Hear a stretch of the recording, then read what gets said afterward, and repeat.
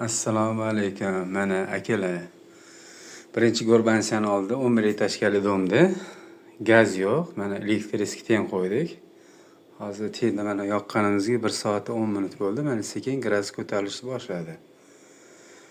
Mana nasos qo'ydik. Rashidilni bak. Группа безопасный. 1,5 kilovatli ten qizdirishni boshladi mana.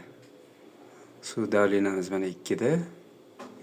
Kimga shunaqa xizmatlar kerak bo'lsa, Ahad Hoji akamiz mana o'zlari tekshirib, mana panelni radiatorda.